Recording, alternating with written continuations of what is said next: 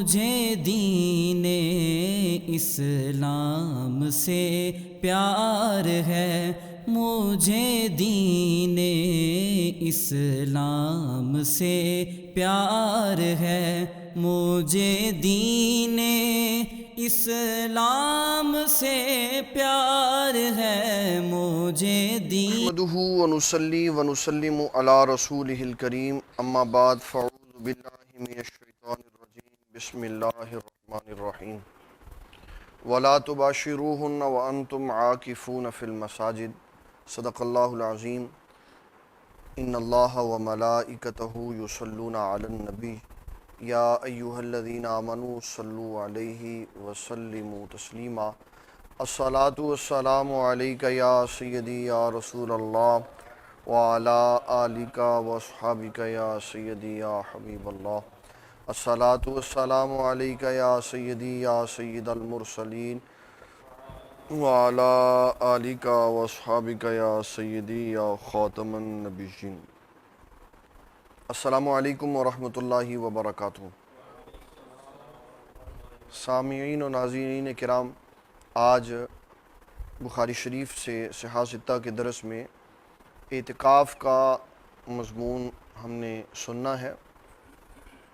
اگرچہ یہ اس سلسلہ وار درس سے ہٹ کے ہے جس کو ہم لے کے چل رہے ہیں، لیکن کیونکہ کل اعتکاف کا آغاز ہونا ہے تو جن لوگوں نے مسجد میں بیٹھنا ہے یا جنہوں نے اپنے گھروں میں بیٹھنا ہے ان کو علم ہونا چاہیے کہ اعتکاف میں کن کن مسائل کو پیش نظر رکھنا۔ سب سے پہلے میں اعتکاف کا معنی بتانا چاہوں گا۔ اعتکاف عکف سے بنا ہے جس کا مطلب ہوتا ہے ٹھہرنا اور پکڑنا، اور ٹھہرنا اور پکڑنا یا قائم رہنا، اس کا معنی یہ ہوا کہ اپنے آپ کو اللہ تعالیٰ کے گھر میں رکھ کر وہاں ٹھہر کر اللہ تعالیٰ کی عبادت کی جائے۔ اور عربی کی ٹرم میں اعتکاف کہتے ہیں انقطاع کلی عن الخلق کو، کہ ساری دنیا سے کٹ کر اللہ تعالیٰ کے گھر میں چلے جانا اللہ کا قرب پانے کے لیے، اس کو اعتکاف کہتے ہیں۔ اور یہ شروع انسانیت سے چلا آ رہا۔ حضرت سیدنا ابراہیم خلیل اللہ علیہ السلام کو اللہ تعالیٰ نے فرمایا، پیارے ابراہیم خلیل اللہ علیہ السلام، آپ اور آپ کے بیٹے اسماعیل دونوں بیت اللہ کی صفائی کریں، نماز پڑھنے والوں کے لیے، اعتکاف کرنے والوں کے لیے، رکوع اور سجود کرنے والوں کے لیے۔ اس آیت سے بے شمار مسائل کا آغاز ہوتا ہے، استنباط ہوتا ہے، لیکن ہم نے کیونکہ اعتکاف کے اوپر بات کرنی ہے تو حضور صلی اللہ تعالیٰ علیہ وسلم کی احادیث صحیحہ اور سیاستہ کے حوالے سے میں آپ کی خدمت میں یہ عرض کرنا چاہتا ہوں۔ اس کے لیے میرے پاس بخاری شریف میں کتاب الاعتکاف ہے۔ یہ کتاب ہے 33 نمبر کتاب ہے۔ کتاب بدء الوحی سے اس کا آغاز ہو رہا ہے، اس وقت یہ 33 نمبر کتاب ہے، اور اس کے اندر احادیث ہیں 2025 سے آغاز ہوگا اور 2046 تک اس میں حدیثیں چلیں گی، یعنی 21 حدیثیں اس چیپٹر میں ہمارے پاس ہیں۔ امام بخاری رحمۃ اللہ علیہ نے اپنے پرانے اصول اور ضابطے کی طرح اس کتاب کا آغاز بھی قرآن مجید کی آیت سے کیا ہے، وَلَا تُبَاشِرُوهُنَّ وَأَنْتُمْ عَاكِفُونَ فِي الْمَسَاجِدِ، اور اپنی بیویوں کے قریب نہ جاؤ جب تم اعتکاف میں ہو مساجد میں۔ یہ اللہ تعالیٰ کی حدود ہیں۔ یہ امام بخاری رحمۃ اللہ علیہ نے سورۃ بقرہ کی 187 نمبر آیت کو ذکر کیا۔ اس حدیث مبارک میں، اس چیپٹر کے اندر جو 2025 حدیث ہے، اس میں امام بخاری رحمۃ اللہ علیہ نے عبداللہ ابن عمر رضی اللہ تعالیٰ عنہ سے یہ حدیث بیان کی ہے۔ فرماتے ہیں، کانا رسول اللہ صلی اللہ تعالیٰ علیہ وسلم یعتکف العشر الاواخر من رمضان، آپ رمضان المبارک کے آخری عشرہ میں اعتکاف فرماتے تھے۔ یہ بخاری شریف میرے پاس موجود ہے، اس میں یہ بھی لکھا ہے کہ نبی صلی اللہ تعالیٰ علیہ وسلم نے رمضان کے پہلے عشرے میں اعتکاف کیا۔ اس میں یہ بھی لکھا ہے کہ نبی صلی اللہ تعالیٰ علیہ وسلم نے رمضان کے دوسرے عشرے میں اعتکاف کیا۔ اس میں یہ بھی لکھا ہے نبی صلی اللہ تعالیٰ علیہ وسلم نے رمضان کے تیسرے عشرے میں اعتکاف کیا۔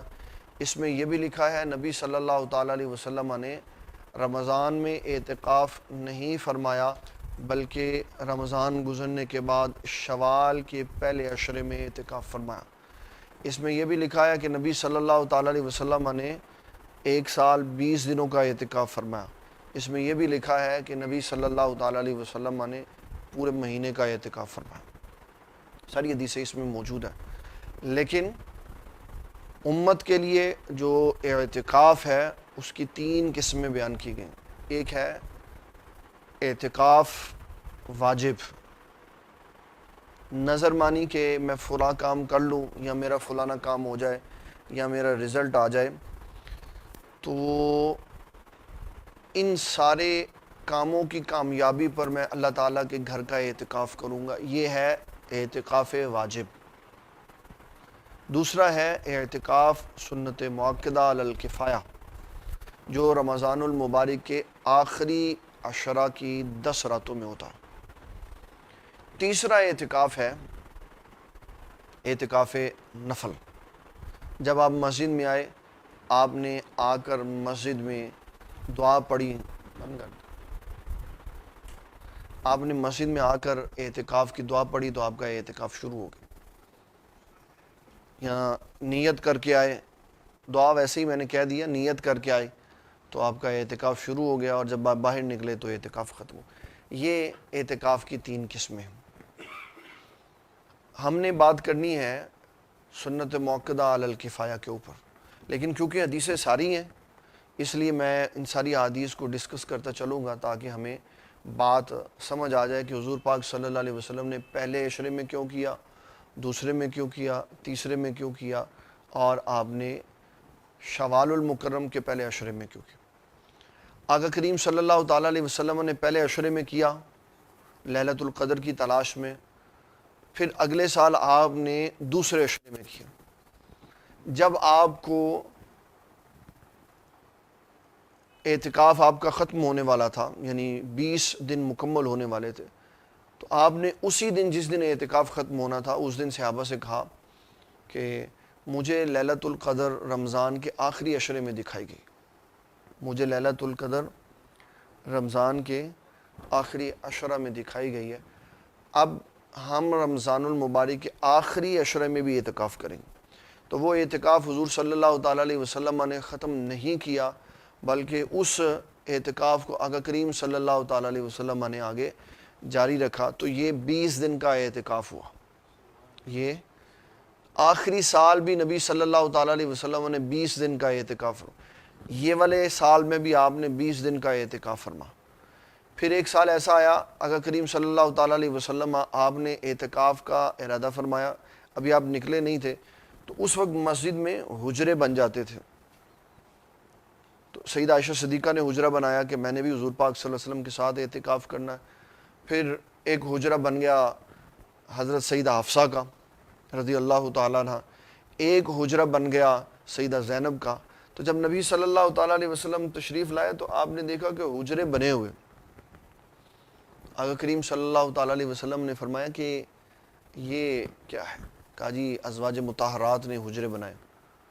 تو آپ نے اس سال رمضان المبارک کا اعتکاف ترک فرما دیا، آپ واپس چلے گئے، آپ نے اعتکاف نہیں کی۔ پھر 1 شوال کو آپ نے اعتکاف کیا، اور آپ نے پھر اس عشرے کا 1 شوال سے لے کر 10 شوال تک آپ نے یہ اعتکاف کیا۔ اور امت کے لیے جس اعتکاف کو سنت مؤکدہ علی الکفایہ بنایا گیا ہے وہ ہے رمضان المبارک کی آخری 10 راتوں کا قیام۔ اس کو ہم عرف میں اپنا آخری عشرہ کہتے ہیں، 10 راتیں آ جائیں تو 10، 9 آ جائیں تو 9۔ اب ہم نے احادیث کے اوپر جو مضمون بیان ہوا وہ میں آپ کی خدمت میں عرض کر دیتا ہوں تاکہ اعتکاف کی فضیلت، اعتکاف کے جو مسائل ہیں وہ، اور اعتکاف کے اندر رہتے ہوئے جو ضروریات انسانی ہیں وہ ہمارے ناظرین کو پتہ چل سکے کہ کیا کیا چیزیں اعتکاف کے لیے ضروری۔ آپ دیکھ رہے ہیں اس وقت ہمارے ملک پاکستان میں کرونا کا ڈرامہ چل رہا ہے، تو یہ انٹرنیشنل ڈرامہ ہے۔ اب تو یہ کھلتا چلا جا رہا ہے کہ یہ ایک انٹرنیشنل لابی کے ذریعے ایک کام کیا گیا تھا، اور یہ ڈرامہ اس لیے بھی اب نمایاں ہوتا جا رہا ہے کہ صبح فجر سے لے کے 5 بجے تک کرونا مارکیٹوں میں نہیں جائے گا، کیونکہ مارکیٹیں کھلی رہیں گی، اور پیر منگل اور بدھ کرونا نہیں جائے گا، پھر جمعہ اور ہفتہ اور اتوار چھٹی ہوگی، تو پھر کرونا کو جانے کی اجازت ہو، اور مسجدیں پورا ہفتہ احتیاط کا شکار رہیں گی، اور مسجدوں میں نمازیوں کو کوئی سہولت نہیں دی گئی کہ وہ بھی پیر منگل بدھ جمعرات 4 دن ساتھ کندھے کے ساتھ کندھا ملا کے نماز پڑھ لیں۔ بازار میں رخصت ہے لیکن مسجد میں، تو جب یہ ساری صورتحال ہے تو یہ تصور بھی نہیں کیا جا سکتا کہ حکومتی پالیسی مسلمانوں کو اعتکاف کی اجازت دے۔ اس صورت میں کہ جب اجتماعی اعتکاف کی اجازت نہ ملے تو ہر مسجد کی انتظامیہ کو چاہیے کہ کم از کم اپنے محلے کی مسجد میں ایک بندہ ضرور اعتکاف پہ بٹھائیں، کہ یہ سنت موقدہ علی الکفایہ ہوتا ہی وہ ہے جس میں ایک بندہ بھی محلے میں سے اعتکاف پہ بیٹھ جائے تو سارے محلے سے بوجھ اتر جاتا، اور اگر ایک بھی نہیں بیٹھے گا تو سارا ہی محلہ گناہگار ہوگا کہ پورے محلے میں ایک بھی بندہ اللہ تعالیٰ کے لیے 10 دن نہیں دے سکتا تھا۔ تو یہ مسجدوں کے جو منتظمین ہیں ان کی ذمہ داری ہے کہ وہ جتنے بندوں کی اجازت ملے اتنوں کو ضرور بٹھا لیں، یا کم از کم ایک آدھ تو بٹھائیں تاکہ گناہ سے ہم بچ سکیں۔ کچھ اس کی شرائط ہیں، کچھ اس کے ضروری احکامات ہیں جو ہمیں جاننے بہت ضروری ہیں تاکہ اعتکاف درست ہو سکے۔ سب سے پہلے ہے اعتکاف کی شرائط۔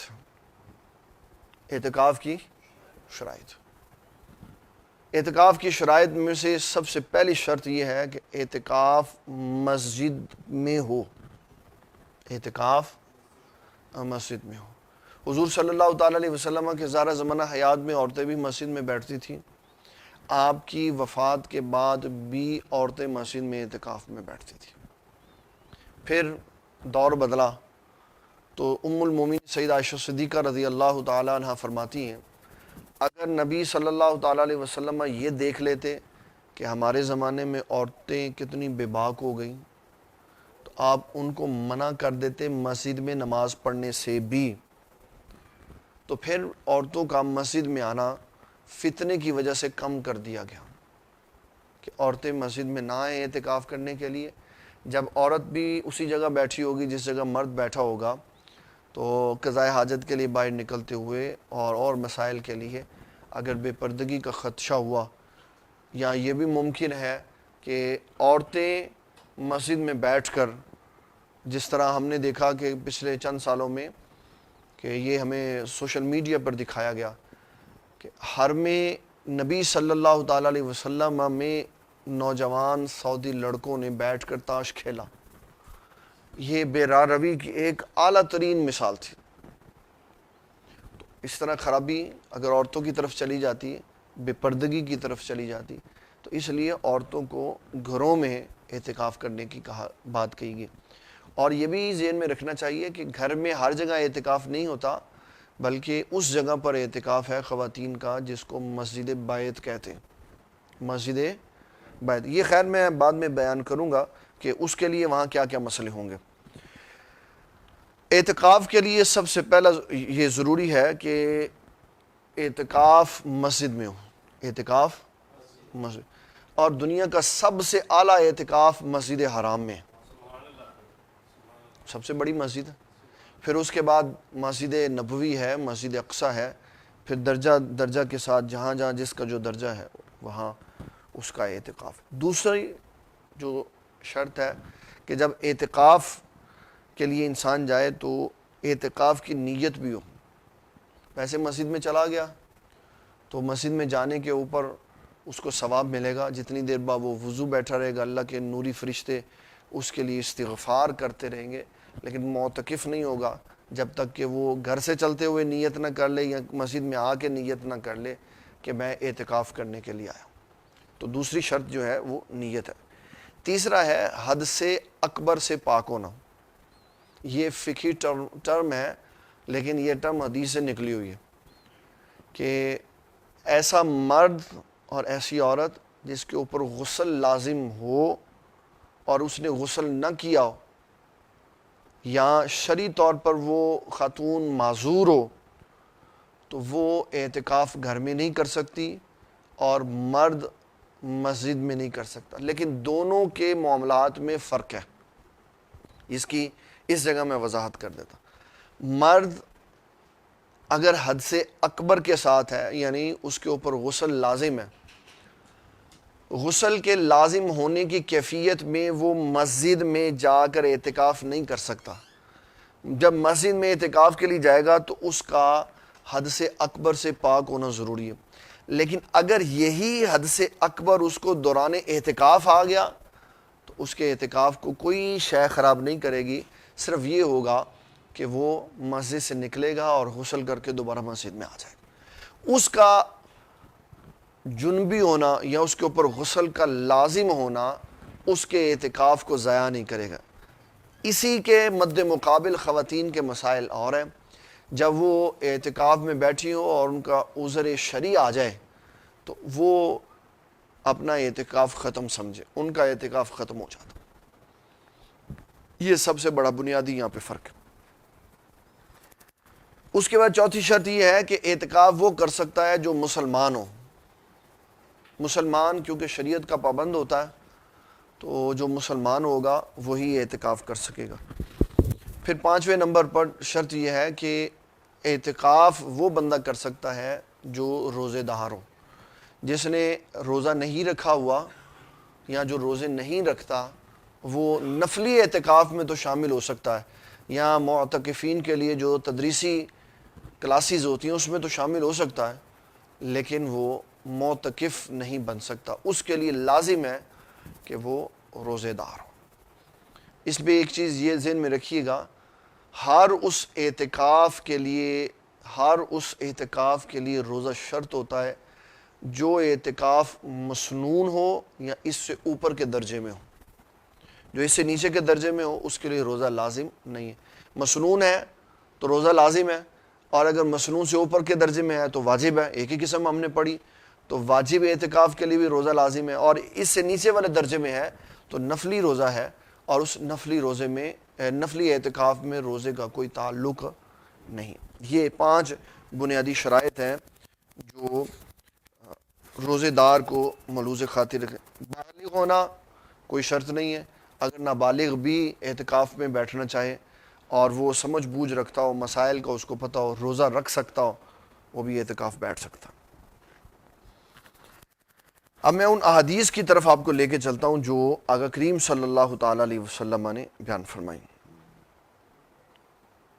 اور یہ بڑی ہی خوبصورت حدیث ہے جو میں آپ کو بتانے لگا ہوں۔ مشکات شریف کی 2108 نمبر حدیث ہے۔ مشکات شریف کی 2108 نمبر حدیث ہے۔ رسول اللہ صلی اللہ تعالی علیہ وسلم آپ نے ارشاد فرمایا کہ هو یعتکف الذنوب ویجری له من الحسنات کعمل الحسنات کلھا۔ معتکف کے بارے میں ارشاد اور معتکف کو تمام نیکیوں کا ثواب دیا جاتا۔ کس کا ثواب دیا جاتا ہے؟ اچھا، اب 2 حدیثوں کو ملا کے میں آپ کو معنی سمجھاؤں۔ ایک حدیث ہے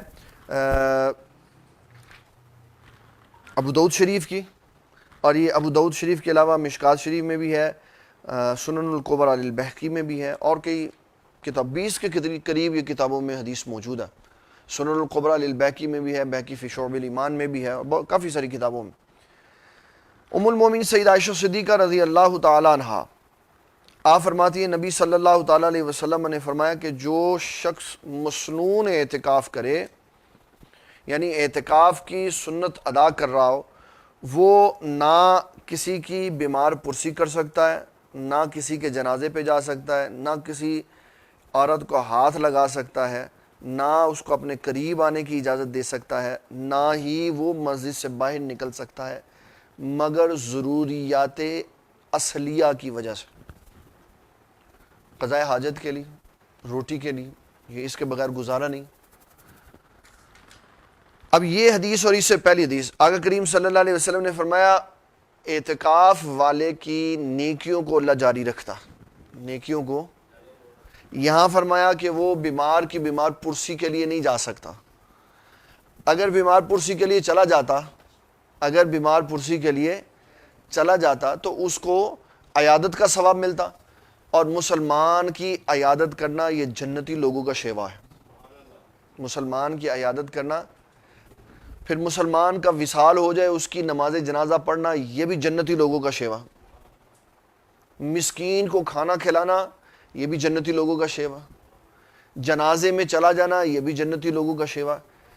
اب وہ جب ادھر نہیں گیا اور مسجد میں بیٹھا رہا، اور حضور صلی اللہ علیہ وسلم فرماتے اس کے اعمال کا سلسلہ جاری رہتا، تو اس کا معنی محدثین یہ بیان کرتے ہیں کہ یہ اپنے غیر اعتکاف والے دنوں میں جن اپنے عزیز و اقربا کی عیادت کرنے کے لیے جاتا تھا، ان میں سے، ان تعلق داروں میں سے کوئی رمضان میں آخری عشرے میں بیمار ہو جائے اور یہ اس کی عیادت کے لیے نہ جا پائے، تو اللہ تعالیٰ بغیر جائے ہی اس کو عیادت کا ثواب عطا فرما دے گا، تبھی اس کے اعمال کا سلسلہ جاری رہے گا، تبھی اس کی نیکیوں کا اور حسن سلوک کا اور اللہ تعالیٰ کی مخلوق کے ساتھ صلہ رحمی کا سلسلہ جاری رہے گا۔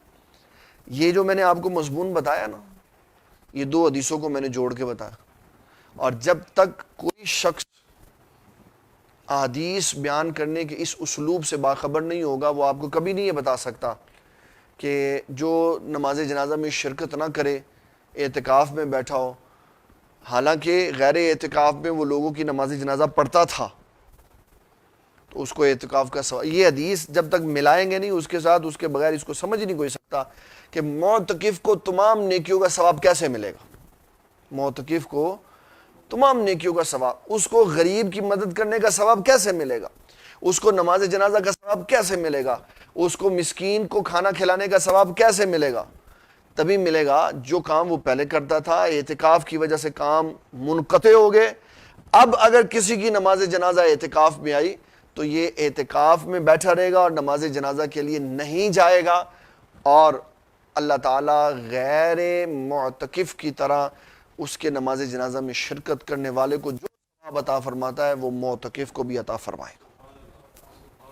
اگر کوئی بہت عزیز رشتہ دار قریبی بندہ ہے، ماں وصال کر گئی، اعتکاف ختم کر دیں، کوئی بات نہیں، یہ نہ کہے کہ میں اپنی امی کے یا اپنے ابو کے یا اپنے نہیں کر سکتا کیونکہ میں اعتکاف میں، اگر خاندانی تعلق داری دیکھنی ہے تو اعتکاف کی قربانی دے دے، پھر اگلے سال اعتکاف کرنا، اس میں کوئی ممانعت نہیں ہے۔ لیکن اگر وہ گیا، اعتکاف اس کا ختم ہو جائے گا، وہ دوبارہ واپس آ کر وہیں سے اعتکاف کو آگے کنٹینیو نہیں کر سکتا، یہ اعتکاف اس کا ختم ہو جائے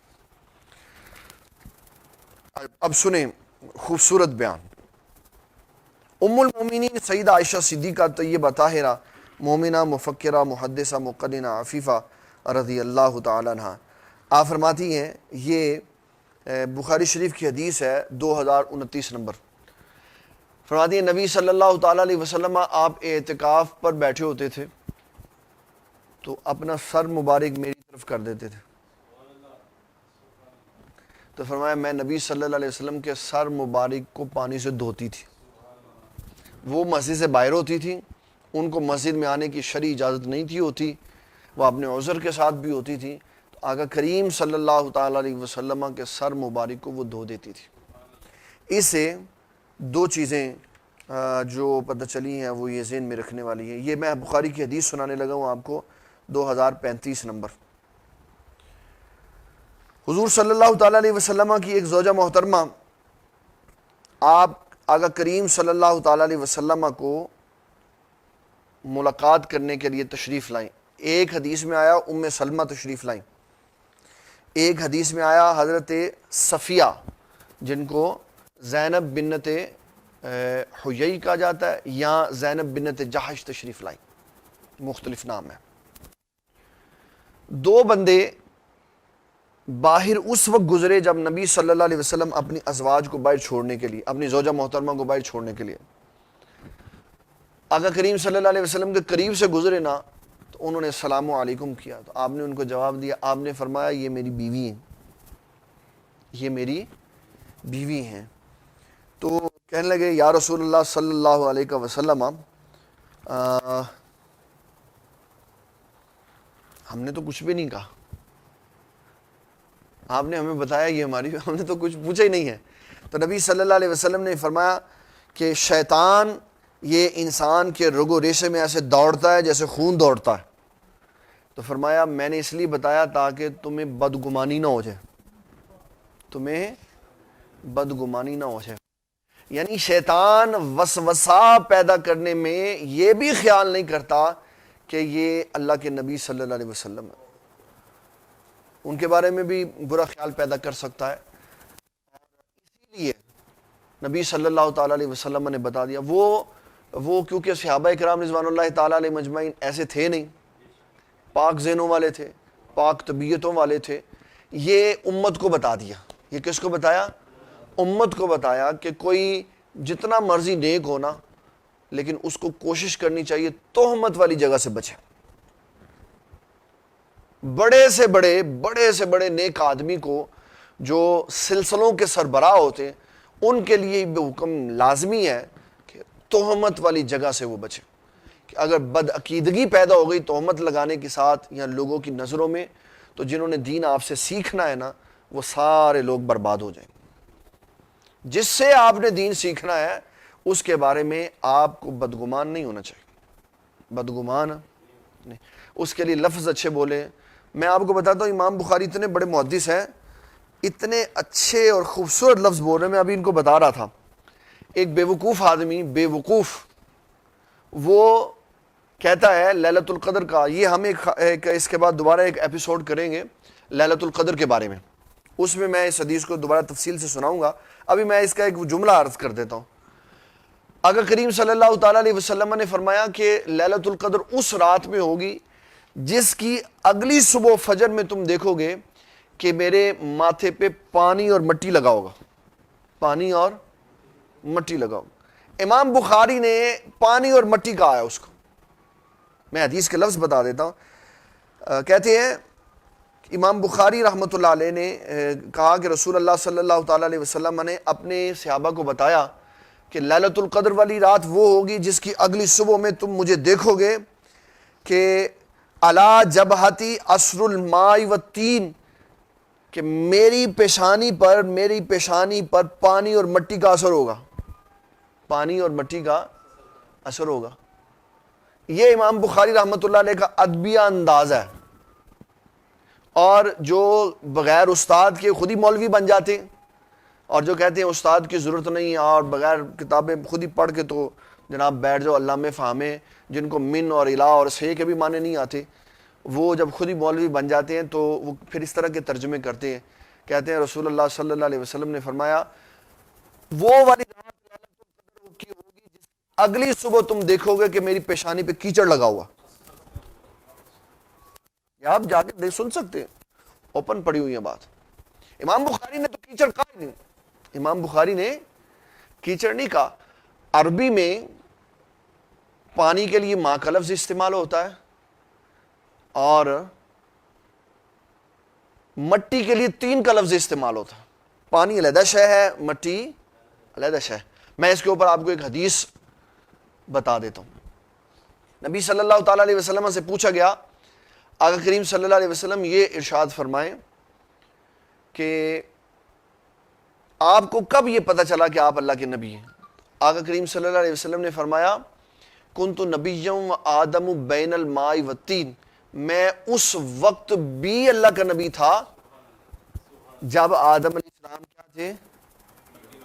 نہیں، جب آدم علیہ السلام کا خمیر تیار ہو رہا تھا آدم علیہ السلام کا وہ جو خمیر ہے وہ گدی ہوئی مٹی ہے، وہ کیچڑ نہیں ہے. کیچڑ عربی، یہ میرے پاس میں نے لغت رکھی ہوئی ہے المنجد، اس کے علاوہ جتنی لغت کی کتابیں آپ چاہیں دیکھ لیں، جہاں کیچڑ کا لفظ استعمال ہوگا اس کے لیے التوحل استعمال ہوگا. لفظ التوحل، کیا لفظ استعمال ہوگا؟ التوحل. ماء اور تین، اس کے لیے خمیر کا لفظ استعمال ہو سکتا ہے، اس کے لیے کیچڑ کا لفظ استعمال یہ ادب کے خلاف. امام بخاری نے تو نہیں کہا کہ نبی صلی اللہ علیہ وسلم کے ماتھے پہ معاذ اللہ کیچڑ لگا ہوا تھا. فرمایا تم صبح جب یہ دیکھو نا کہ میری پیشانی پر مٹی لگی ہوئی ہے اور پانی لگا ہوا ہے، تو سمجھ جانا کہ یہ جو رات گزری ہے یہ لیلۃ القدر کی رات. التوحل. انٹرنیٹ سے کیچڑ لکھیں اور اس کو ٹرانسلیٹ کریں عربی میں، تو آپ کو 4-5 لفظ ملیں گے، کسی لفظ میں بھی الماء والتین نہیں آئے گا. اور پھر آپ کیچڑ کے لفظ کو انگلش میں ٹرانسلیٹ کریں، وہاں واٹر اور جو زمین کے لیے لفظ استعمال ہوتا ہے سول، ہاں جو بھی ہے، کیا استعمال ہوتا ہے؟ ہاں مرڈ کیچڑ کو کہتے ہیں، مرڈ کہتے ہیں کیچڑ کو، ایم یو ڈی مرڈ کہتے ہیں کیچڑ کو. تو یہ بتایا ہے کہ کیچڑ کسی اور شے کو کہتے ہیں. گدھا پھنسا ہوا نا کیچڑ میں، گدھا پھنسا ہوا کیچڑ میں، تو 2 چیزیں اس کے لیے استعمال کرتے ہیں. کہتے ہیں جو اس کو نکالنے کے لیے جائے گا خود ہی لتھڑ جائے گا، خود ہی وہ کیچڑ سے گندا ہو جائے گا. اور دوسرا ایک اردو میں یہ جملہ استعمال کرتے ہیں کہ جب انسان کیچڑ کے اندر جاتا ہے نا تو کیچڑ کو فرق نہیں پڑتا، انسان خود گندا ہو جاتا. اس لیے جو شخصیات کیچڑ والی ہیں ان کو اپنا کام کرنے دیں، ان کو نہ ان کا ذکر کریں نہ ان کا نام لیں، وہ اپنے کیچڑ میں پڑے رہے ساری زندگی. اور کوئی یہ کہے کہ جی میں اتنا کام کر رہا ہوں، میرے 10 لاکھ فالوور ہیں یا 20 لاکھ، تو اس سے کیا ہوتا؟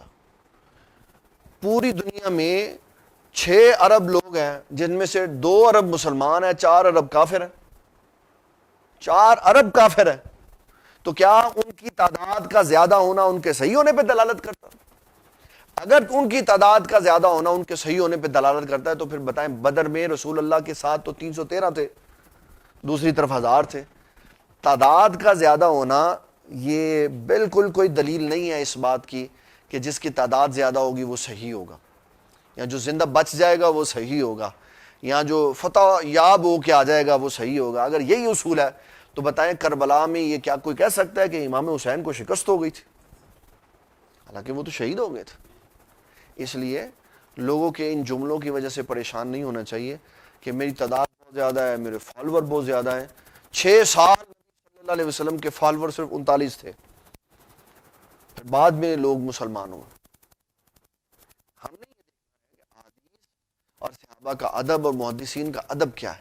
امام بخاری نے کیچڑ کا لفظ توحل نہیں استعمال کیا، فرمایا پانی اور مٹی لگی ہوگی. اور یہ ادب کے زیادہ قریب ہے کیونکہ امام بخاری رحمۃ اللہ علیہ کی حدیث ہے. یہ میں آپ کو دوبارہ بھی بتا دیتا ہوں، یہ عصر الماء والتین حدیث نمبر 2028 ہے، باب الاعتکاف کی 3ری حدیث ہے. یہ آئی تو لیلۃ القدر میں ہے، لیکن لیلۃ القدر کیونکہ اعتکاف کے اشرے میں آتی ہے تو اس لیے میں نے اس کی نسبت سے یہ ذرا بیان کر دیا. تو صحابہ کرام نبی صلی اللہ تعالیٰ علیہ وسلم کا ادب و احترام کرتے تھے، لفظ سوچ کے بولتے تھے، حرکت سوچ کے کرتے تھے، اور یہ سارے کام اس کے لیے ہیں جو پڑھا لکھا ہے. قرآن مجید کہہ رہا ہے جب دیہاتی آتے نا تو آ کے نبی صلی اللہ تعالیٰ علیہ وسلم کے دروازے پہ کھڑے ہو کے کہتے یا محمد. ان کو کچھ نہیں اللہ نے کہا. جو پاس رہنے والے تھے سیدنا ابو بکر صدیق اور عمر بن خطاب، ان سے فرمایا لا ترفعوا اصواتکم، میرے محبوب سے آواز اونچی نہیں کرنی. کہ جو پڑھا لکھا ہوتا ہے، جو قریب ہوتا ہے، جس کو اصول اور ضابطوں کا زیادہ پتہ ہوتا ہے، اس کے اوپر پابندی بھی زیادہ ہوتی ہے. اس کو بتایا جاتا ہے کہ میں نے آداب کو ملحوظ خاطر رکھنا. تو حضور صلی اللہ تعالیٰ علیہ وسلم کے لیے کیچڑ کا لفظ استعمال کرنا یہ درست نہیں ہے. میں تو کافی عرصے سے یہ کہہ رہا ہوں کہ جو نیچے سے بےعزتیاں کرتے ہوئے علماء کی اور اولیاء اللہ کی توہین کرتے ہوئے اوپر جا رہے ہیں نا، پھر وہ جب اگلے درجے پہ منتقل ہوتے ہیں تو پھر اگلا بندہ پکڑتے ہیں بےعزتی کرنے کے لیے. تو یہ جو فتنہ پرور لوگ آگے بڑھ رہے ہیں، اب یہ نبی صلی اللہ علیہ وسلم کی ذات اقدس پہ پہنچ گئے ہوئے ہیں. ایک بڑا خوفناک جملہ حضور پاک صلی اللہ علیہ وسلم کے لیے انہوں نے کہا ہے کہ عرب کے لوگوں نے کہا، جب حضور دعوت دینے کے لیے گئے تو عرب کے لوگوں نے کہا یہ چھوکرا آ گیا ہمیں دعوت دینے. یہ کسی حدیث کا لفظ نہیں، معاذ اللہ ثم معاذ اللہ، نقل کفر نباشت حضور صلی اللہ تعالیٰ علیہ وسلم کے لیے بولا. میں تو پہلے سے کہہ رہا تھا جس نے صحابہ کو نہیں نہ چھوڑا، اب اس کا اگلا جو نشانہ ہے وہ حضور پاک کی ذات ہوگی. اس نے یہ لحاظ ہی نہیں کیا کہ میں نے حضور پاک صلی اللہ علیہ وسلم کی ذات. اور ہمارے وزیر اعظم نے بھی یہی کہا، انہوں نے کہا کہ حضور صلی اللہ علیہ وسلم کو یہ محسوس ہو رہا تھا کہ کہیں میں پاگل نہ ہو جاؤں. بھائی آپ کے لیے لفظوں کا چناؤ اتنا کم ہے، کدھر گیا وہ بندہ جو آپ کو تقریر لکھ کے دیتا ہے کہ آپ کو یہ سمجھا دے کہ اللہ کے نبی کے لیے ایسا لفظ نہیں بولا جا سکتا. حضور پاک صلی اللہ علیہ وسلم ساری کائنات میں سب سے زیادہ عزت والے اور سب سے زیادہ احترام والے جملے ان کے لیے بولے جاتے ہیں. ام المومنین سیدہ عائشہ صدیقہ رضی اللہ تعالیٰ عنہ آپ فرماتی ہیں آقا کریم صلی اللہ تعالیٰ علیہ وسلم آپ کے اعتکاف میں بیٹھنے کی کیفیت ہوتی تھی کہ آپ اعتکاف میں بیٹھتے تو ازواج ملنے کے لیے بھی چلی جاتی، اور جب آپ چاہتے تو آپ اپنا سر مبارک اعتکاف سے گھر کی طرف کر دیتے تو آپ صلی اللہ تعالیٰ علیہ وسلم کے سر مبارک کو دھو بھی دیا جاتا اور اس کے اوپر کنگھی بھی کر دی جاتی. یہ ازواج مطہرات کا نبی صلی اللہ تعالیٰ علیہ وسلم کے ساتھ حسن سلوک تھا. پھر اگلی بات، یہ جو خیمے نصب کرنے تھے حضور صلی اللہ تعالیٰ علیہ وسلم نے کیوں کہ آقا کریم صلی اللہ تعالیٰ علیہ وسلم نے کثرت سے مسجد میں خیمے لگے ہوئے دیکھے. اب جب ساری ازواج مسجد میں اعتکاف کرنے کے لیے آ جائیں گی اور پھر ان کا باہر نکلنا بھی ہے ضروریات طبعیہ کے لیے، تو آقا کریم صلی اللہ علیہ وسلم نے اس سال اعتکاف منسوخ فرما دی. پھر آپ نے کیا اعتکاف شوال المکرم کے پہلے. اب پوری دنیا میں کئی مکرم کے پہلے عشرے کا اعتکاف کوئی نہیں کرتا، صلی اللہ تعالیٰ علیہ وسلم نے کیا. حضرت سیدنا عمر بن خطاب رضی اللہ تعالیٰ آپ نے اپنے زمانہ میں مسجد کے اندر جن بندوں نے اعتکاف کے لیے پردے لگائے ہوئے تھے وہ پردے اتروا دیا. آپ اجتماعی اعتکاف میں اب ہمارے ہاں پردے نہیں ہوتے، اب ہمارے ہاں پردے نہیں ہوتے، ہمارے ہاں پردے نہیں ہوتے. اور یہ کہاں سے نکلا؟ یہ حضرت سیدنا عمر بن خطاب کے عمل مبارک سے نکلا. حضرت عمر بن خطاب نے پوچھا آپ لوگوں نے پردے کیوں لگائے ہو؟ کہا جی ہم اپنے کھانے کو پردہ کرتے ہیں. وہ کس لیے؟ وہ اس لیے کہ کوئی امیر آدمی ہے اس کے گھر سے طرح طرح کے کھانے آ رہے ہیں، کوئی غریب آدمی ہے اس کے گھر سے سوکھی روٹی آ رہی ہے، تو یہ ایک دوسرے کے بارے میں بے پردگی نہ ہو جائے اس کے حالات کی، تو اس لیے ہم کھانے کے اوپر پردہ ڈالتے. تو حضرت سیدنا عمر بن خطاب رضی اللہ تعالیٰ عنہ نے فرمایا پھر آپ ایسا کریں، آپ جب کھانا کھانے لگے تب پردہ ڈال لیں، جب کھانا کھا چکے تو پھر پردہ اٹھا دیں. اب ہماری مسجدوں میں جو مسنون اعتکاف ہوتا ہے وہ اجتماعی کیفیت میں ہوتا ہے، وہاں کھانے کے اوپر بھی پردہ نہیں ڈالتے کیونکہ ہم لوگوں کو یہ کہتے ہی نہیں ہیں کہ بھئی آپ اپنے گھروں سے کھانا لائیں. ہماری جو مینجمنٹ ہے نگینہ سوشل ویلفیئر سوسائٹی، وہ سب کو ایک جیسے ہی کھانا خود ہی کھلا دیتے، سب کو کھانے بھی کھلاتے ہیں اور ان کی ضروریات بھی پوری کرتے ہیں. اور پھر 2 3 4 5 ٹائم پہ مختلف مفتیان کرام کی کلاسز ہوتی ہیں جو مسائل سکھاتے ہیں، نماز سکھاتے ہیں، آداب زندگی سکھاتے ہیں تاکہ پتہ چل سکے کہ زندگی کیسے گزارنی.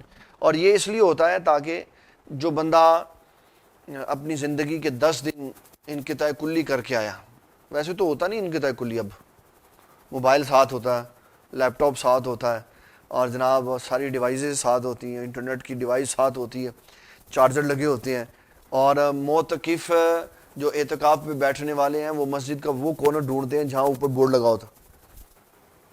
کہتے ہیں اس کے نیچے بیٹھنا ہے یہاں ہم میں آسانی ہو جائے. بعض بیٹری بینک ساتھ لائے ہوتے. تو یہ ساری چیزیں ہیں. موبائل کا استعمال مسجد میں بغیر ضرورت نہیں ہونا چاہیے. ضرورت کے وقت ممنوع بھی نہیں ہے. ضرورت کے وقت فقہ الحنفی میں فقہائے کرام نے احادیث کی بہترین مثالوں سے یہ مسئلہ ثابت کیا ہے. اگر کوئی شخص مسجد میں اعتکاف میں بیٹھا ہے تو وہ وہاں بیٹھ کر تجارت بھی کر سکتا ہے. آیت قرآنی سے استدلال کی. اللہ تعالیٰ جل مجید الکریم ارشاد فرماتا ہے فسعوا الی ذکر اللہ وذروا فسعوا الی ذکر اللہ. اللہ کے ذکر کی طرف دوڑو، یعنی جلدی کرو، جب اذان ہو جائے پھر اللہ کے ذکر کی طرف چلو. کہا یہاں چلتے ہوئے اگر کوئی شخص راستے میں اپنے اس بھائی سے جو جمعے کے لیے مسجد میں جا رہا ہے وہ سودا طے کر لے کہ جناب میرے پاس مال آیا ہوا ہے ایران سے یا عراق سے یا شام سے، تو بتاؤ چاہیے؟ کہا ہاں اتنے ٹن مجھے کھجور بھیج دو، مکئی بھیج دو، گندم بھیج دو. اب دونوں کے فسعوا الی ذکر اللہ میں رکاوٹ کوئی نہیں آئی. وہ ویسے ہی اسی فلو سے مسجد کی طرف جا رہے. راستے میں انہوں نے سودا کر لیا تو ان کا یہ سودا جائز ہے، حالانکہ یہ اس وقت میں ہو رہا ہے جس وقت اللہ تعالیٰ کی طرف سے نص آ چکی ہے کہ اب کاروبار بند ہو چکے ہیں، کیونکہ مسجد میں جانے میں کاروبار رکاوٹ نہیں ہوا. تو اسی طرح اعتکاف میں بیٹھ کے کوئی کاروبار کر لیتا ہے اور وہ کہہ دیتا ہے کہ جناب میرے فلانے گودام سے سامان اٹھا کے وہاں پہنچا دے، تو یہ اس کے لیے شرعی طور پر جائز ہے. صرف اس کو اپنا سامان مسجد میں لانے کی اجازت نہیں. فقہاء کرام نے ان اساتذہ کرام کو یہاں تک اجازت دی ہے کہ جو اسکول ٹیچر ہے یا اکیڈمی کے ٹیچر اپنی اکیڈمی کی کلاس مسجد میں بلا لیں، اعتکاف میں بیٹھے اللہ کا ذکر کریں. جب ان کو پڑھانے کا ٹائم ہو، انگریزی کی کلاس ہو، کیمسٹری کی ہو، فزکس کی ہو، بایولوجی کی ہو، ان کو پڑھا کے لیکچر دیں، پھر اپنے معاملات کی طرف آ جائیں. اس کی بھی اجازت دی. انقطاع کلی کا مطلب ہے کہ ضروریات زندگی کو ختم کر کے اللہ کے گھر میں آ جاؤ. اگر اکیڈمی میں چھٹی مل جائے تو چھٹی لے لو، نہ ملے تو اس طرح اس کو کور کر لو. یہ کس نے بتایا؟ یہ فقہاء کرام نے بتایا. عورتیں جو اعتکاف کرتی ہیں اس کے لیے آقا کریم صلی اللہ تعالیٰ علیہ وسلم کا میں نے معمول مبارک بتا دیا. پہلے مسجدوں میں کرتی تھی، پھر وہ گھروں کی طرف موو ہو گئی. جب عورت گھر میں اعتکاف کرتی ہے تو اس کو پھانسی لگا دیتے ہیں. کیسے؟ کہ نہ تم نے بولنا ہے، نہ تم نے باہر آنا ہے، نہ کسی نے اندر جانا ہے. ایسے خام خواہ کی بات. مسجد بیت کا مطلب یہ ہے کہ یہ گھر کی وہ جگہ ہے جہاں آپ اعتکاف کر سکتی ہیں. آپ اس میں اعتکاف کریں، اس کمرے کے اندر آپ کا بیٹا آ جائے، آپ کی بیٹی آ جائے، آپ کے نواسے پوتے پوتیاں آ جائیں، جو مرضی آئیں، آپ کے پاس بیٹھ کے بات کریں. جس طرح مسجد میں ملاقات کرنے کے لیے معتکف مرد کے پاس کوئی بھی جا سکتا ہے، اسی طرح عورت کے پاس اس کا رشتہ دار کوئی بھی آ سکتا ہے جس سے وہ پہلے ملتی تھی، بیٹھ کے اس کے بات کرے. اور اگر گھر میں افراد کی قلت ہے تو گھر کے افراد اپنی امی جان کو کہ امی جان آپ یہ ذرا مجھے نا سبزی کاٹ دے، وہ اندر بیٹھ کے اعتکاف والی جگہ پہ سبزی بھی کاٹ کے دے سکتی. پھر وہ بتا دے بیٹے اب یہ گھی ڈال دو، یہ مسالے جات ڈال دو، پھر اتنی دیر پریشر لگا دو تو کھانا تیار ہو جائے. تو یہ سارا کچھ وہ اندر بیٹھ کے کر سکتی. عورتوں کے اعتکاف کا معنی یہ نہیں ہے کہ ان کی زبان پہ ٹیپ لگا دو، اپنے وہاں پہ بیٹھ کے جو مرضی کریں. اس کی شریعت میں ان کو اجازت دی ہے. لیکن عورت اعتکاف میں تب بیٹھے گی جب اس کو اس کے شوہر کی طرف سے اجازت دی جائے. اگر شوہر اجازت نہیں دیتا تو عورت اعتکاف نہیں بیٹھ سکتی. لیکن یہ ذہن میں رکھیے گا کہ اگر عورت کو اس کا شوہر اجازت دے دے تو پھر وہ دوبارہ اجازت منقطع نہیں ہو سکتی. عبادت کے معاملے میں جب شوہر کسی شے میں عورت کو اجازت دے دے پھر عبادت کی اجازت منقطع نہیں ہو سکتی. اور میرا نہیں خیال کہ شوہروں کو جو ارادہ منقطع کرنے کی کوئی ضرورت ہو. ان کو اپنی ازواج کا ذوق و شوق بڑھانا چاہیے، خود بھی عبادت کریں، عورتیں بھی عبادت کریں، تاکہ گھر میں بھی برکت ہو اور باعث سے بھی برکت ساتھ ساتھ آئے. آقا کریم صلی اللہ تعالیٰ علیہ وسلم کی جو چند احادیث تھی ان کا خلاصہ میں نے آپ کو سنایا. اور پھر اس کے ساتھ میں نے آپ کو شرائط بھی بتائیں. چند مسائل اس کے علاوہ میں ہیں کہ ہم جب وہاں اعتکاف میں بیٹھے مسجدوں میں یا خواتین اپنے گھروں میں اعتکاف میں بیٹھیں تو سب سے زیادہ کیا کام کریں, کیا عبادت کریں جس کو ان کو سب سے زیادہ ثواب. یہ ذہن میں رکھیں کہ معتکف ہر لمحہ ہر گھڑی کے لیے جب وہ اعتکاف میں ہے تو وہ عبادت میں ہے. جاگ رہا ہے تو بھی ثواب مل رہا ہے, سویا ہوا ہے تو بھی ثواب مل رہا ہے. لیکن اعتکاف ہو اور اعتکاف کے ساتھ تلاوت قرآن مجید ہو, احادیث کا مطالعہ ہو, تو پھر یہ اس کے ثواب کو دگنا کر دیتا. نبی اکرم شفیع معظم صلی اللہ تعالیٰ علیہ وسلم کے جو احباب تھے وہ اپنے سارے علمی مسائل اور علمی معاملات اور علمی مجلسیں رمضان المبارک میں موقوف کر دیتے تھے. کہتے تھے رمضان المبارک میں صرف تلاوت قرآن مجید ہوگی. اسی بنیاد پر اسلام بتاتا ہے بڑے بڑے فقہاء نے رمضان المبارک میں 20 قرآن مجید ختم کی. امام الائمہ کاشف الغمہ سراج الامہ. لوگوں کو ہضم نہیں ہوتی کیونکہ لوگوں نے کبھی قرآن مجید کے ساتھ اپنا مزاج بنایا ہی نہیں. قرآن مجید کے ساتھ اپنا. والٹن میں ایک بزرگ رہتے ہیں, ابھی ریسنٹلی انہی 2 اشروں میں ان کا وصال ہوا. ان کا نام ہے پیر سید چراغ علی شاہ. 2 بھائی تھے یہ, ان کے مرید رہتے ہیں ادھر. وہ کہتے ہیں میں عینی گواہ ہوں اپنے شیخ کی اس معاملے کا کہ ہمارے شیخ اور ان کے بھائی یہ ڈیلی بیسس پہ رمضان المبارک میں آدھا قرآن وہ پڑھتے تھے آدھا وہ پڑھتے تھے. آدھا قرآن وہ پڑھتے تھے آدھا قرآن مجید وہ پڑھتے تھے. ایک رات میں دونوں قرآن مجید ختم کرتے تھے. آدھا ایک دن آدھا پہلا وہ پڑھا, اگلے دن آدھا دوسرا اس نے پڑھا, روز قرآن شریف ختم ہو جاتا. تو قرآن مجید کے ساتھ اپنا ذوق بنانے کی بات. میں اس بات کے کہنے میں کبھی بھی جھجک محسوس نہیں کی. میں بتا دیتا ہوں, زندگی میں جب پہلی دفعہ مجھے اپنے والد گرامی کے ساتھ رات گزارنے کا موقع ملا نا, تو میرا وقت ہی نہیں گزر رہا تھا. کیونکہ کبھی زندگی میں ان کے ساتھ ساری رات گزاری نہیں تھی. بار بار میں گھڑی دیکھتا تھا, کب رات ختم ہوگی, کب فجر ہوگی تو میں واپسی گھر جاؤں گا. لیکن اس پروگرام سے میں نے بہت کچھ سیکھا. پھر وہ بھی وقت آیا کہ رات بھی دن بھی ان کے ساتھ گزر جاتا تھا, محسوس بھی نہیں ہوتا تھا. پھر وہ بھی وقت آیا کہ جب ان کے بغیر وقت گزارنا پڑا تو پھر بغیر وقت بھی نہیں گزرتا تھا. تو یہ تعلق داری کی بات ہوتی ہے کہ انسان کسی کے ساتھ اپنے آپ کو کتنا شیئر کر کے رکھتا ہے. قرآن مجید پڑھیں گے. امام اعظم ابو حنیفہ رضی اللہ تعالیٰ عنہ 61 قرآن مجید ختم کرتے تھے رمضان المبارک میں. 30 روز صبح 30 روز رات اور 1 نماز تراویح میں پڑھتے تھے.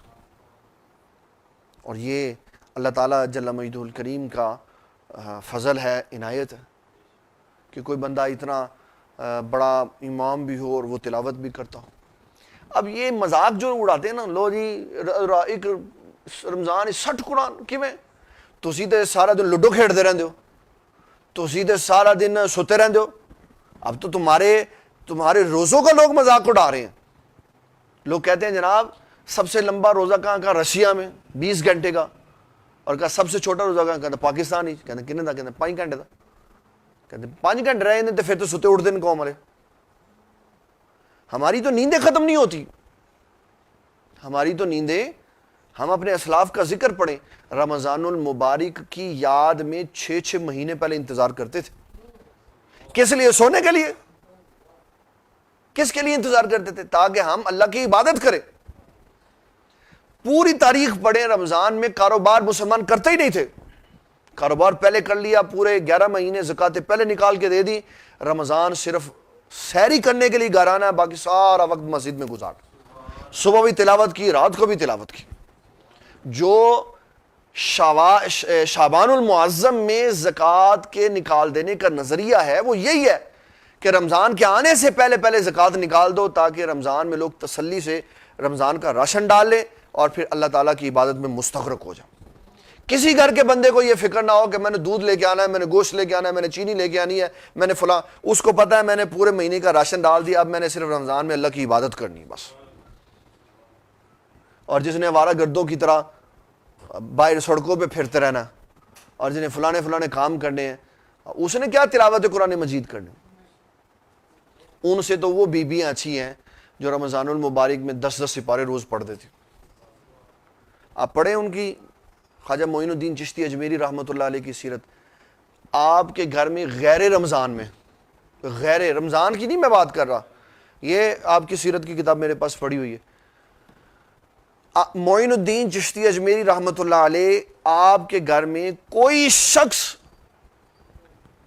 صبح کا ناشتہ اس وقت تک نہیں کرتا تھا جب قرآن مجید کی ایک پوری منزل نہیں پڑھ لیتا۔ ایک منزل، 7 منزلوں میں پورا قرآن مجید ہے، ایک منزل پڑھ کے وہ کہتا تھا اب میری عبادت اور میرے وظیفے پورے ہو گئے، اب میں ناشتہ کر لیتا ہوں۔ تم نے دیکھا دور یہودیوں کا، بے ایمانوں کا، اسلام دشمنوں کا، تمہیں کیا پتا ہو عبادت کیا ہوتی، اور تم کہتے ہو جائیں غوث پاک نے ساری رات قرآن پڑھا ہے، میں مزہ آ گیا، کہانیاں ہی ہیں۔ اگر غوث پاک کی زندگی کہانیاں ہوتی نا تو کب کی ختم ہو چکی ہوتی، اگر دادا صاحب کہانی ہوتے تو کب کی ختم ہو گئے ہوتے۔ یہ اللہ تعالیٰ کے وہ اولیاء کرام ہیں جن کو 1000 سال کے طوفان اپنی جگہ سے ہلا نہیں سکے، اور آج کا طوفان بھی نہیں ہلا سکے۔ یہ تاج صبح قیامت ان کا چرچا چلتا رہے گا، کیوں؟ ان کو دنیا کا اور زمین کا وارث اللہ تعالیٰ نے خود بنایا ہو۔ سورۃ الانبیاء نکال پڑھیں، اللہ تعالیٰ فرماتا ہے کہ میں نے زبور میں لکھا وَلَقَدْ كَتَبْنَا فِي الزَّبُورِ مِن بَعْدِ ذِكْرِ أَنَّ الْأَرْضَ يَرِثُهَا عِبَادِيَ الصَّالِحُونَ، کہ میں نے زبور میں یہ لکھ دیا تھا کہ میں نے اپنی اس زمین کا وارث نیک بندوں کو بنایا۔ دادا صاحب لاہور کے مالک ہیں، معین الدین چشتی اجمیری اجمیر کے مالک ہیں، غوث پاک بغداد کے مالک ہیں، کس نے مالک بنایا؟ یہ دنیا بھی ان کے نام لگا دی، اور نیک لوگ ایمان والوں کے نام جنت بھی لگا دی، اور جنت اولئک هم الوارثون الذین یرثون الفردوس هم فیہا خالدون۔ تو یہ ان کی زندگیوں کو نا تعصب کی اینک اتار کے پڑھنا چاہیے، تعصب کی اینک اتار کے پڑھنا چاہیے۔ اور اگر کسی بندے کو یہ وہم و گمان ہو نا کہ اب میں نے جو کرنا تھا وہ میں نے کر لیا، اب میں نے اتنی ضربے لگا دی ہیں کہ میرے اب ان ضربوں کے لگانے کے بعد کسی کو کچھ نہیں بن سکتا، یہ خام خیالی ہے۔ یہ کیا ہے؟ خام خیالی ہے۔ اسلام کی جڑیں اتنی مضبوط ہیں، داتا صاحب کی خدمت اسلام کی جڑیں اتنی مضبوط ہیں، غوث پاک کی جڑیں اتنی مضبوط ہیں، معین الدین چشتی اجمیری کی جڑیں اتنی مضبوط ہیں کہ کوئی بڑے سے بڑا طوفان ان کی جڑوں کو ہلا نہیں سکتا۔ اچھا، اس میں ایک مسئلہ رہ گیا، اعتکاف کا وقت شروع کب ہوتا؟ مسنون اعتکاف کا اور واجب اعتکاف کا۔ مسنون اعتکاف کا وقت شروع ہوتا ہے 20ویں روزے کی افطاری سے۔ 20ویں روزے کی نبی صلی اللہ علیہ وسلم پہلے تشریف لے آتے تھے مسجد میں، آپ پہلے آ جاتے تھے۔ کوئی 20واں روزہ رکھ کے صبح فجر کے وقت آ جائے، بسترا لے کے آ جائے، ٹھیک ہے، لیکن جتنی مرضی دیر کرے، اگر اس نے افطاری باہر کر دی تو پھر وہ اعتکاف مسنون میں شامل نہیں ہو سکتا۔ جس جگہ بیٹھنا ہے وہاں افطاری کرنی پڑے گی۔